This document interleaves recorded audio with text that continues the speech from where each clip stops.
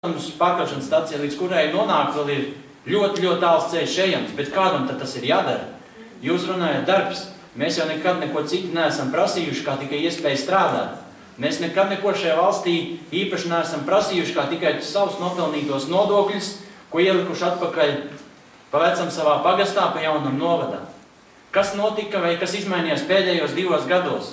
2008. gada attīstības budžets Rojas novadā. Rojai 300 000, Mērsagam 30 000.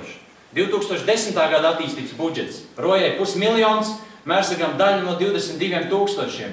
Šī daļa izsakās 20 kompjuteros priekš skolas. Nesmītiniet. Ja mēs gribam strādāt, vienkārši ļaujiet to. Mēs neprasām papildus naudu. Mēs neprasām jaunas karogus vai himnas. Ļaujiet strādāt. Tas, ka mēs to varam, pierādīts ir tajā faktā, mēs nerunājam par bezdarbu. Kaut kāds neliels procents tur ir, bet šobrīd izmantojot simtlatnieku stipendiātu programmas, mēs dzenājam pēdējos bomžus pa ciem, lai viņus pielikt pie darba. Pie mums uz Mērsagu brauc strādāt no Jūrmalas un pat tuvu no Talsiem, 40–50 km attāli. Tad Mērsags ir ekonomiskās attīstības centrs veselam reģionam. Bija. Šobrīd, kā jūs redzat, pēc attīstības programmām kļuva par nomalu. Kāpēc? Ar ko viņš to būtu pelnījis?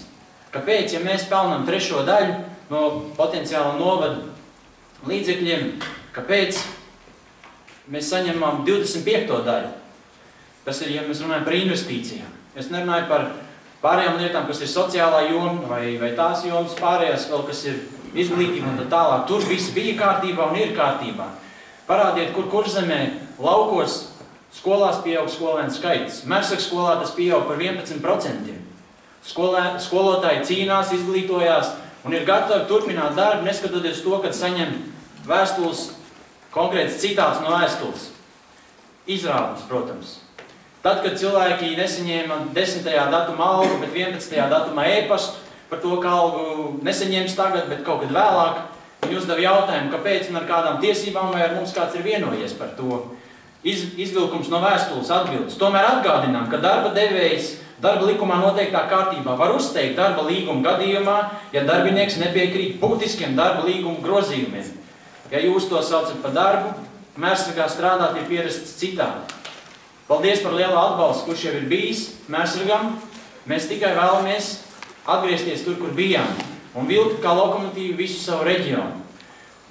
Problēmas piesaistīt investīcijas. Mums, kādā veidā, kur ir kāda problēma?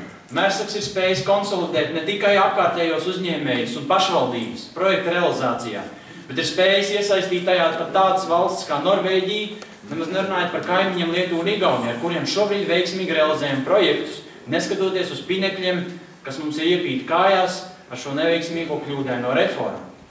Reformas būtība mūsu novadā ir beigusies ar to, ka 2 attīstības centri ir apvienoti, un loģika vienmēr nosaka, ka paliks viens. Jautājums, vai tas ir valstiski?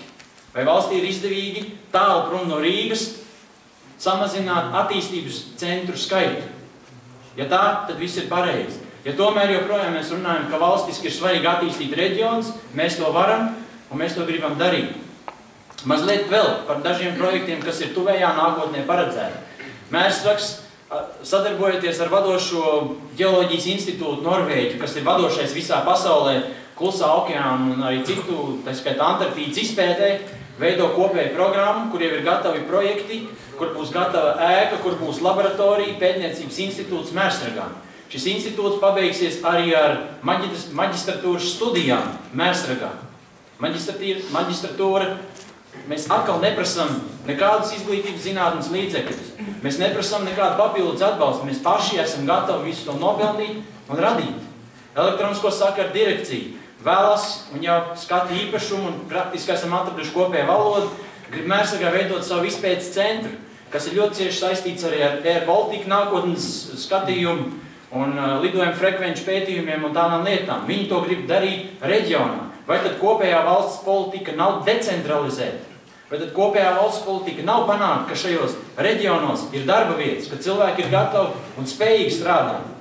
Un galvenais, mēs neko par to neprasam papildus. Tikai ļaujiet strādāt. Paldies!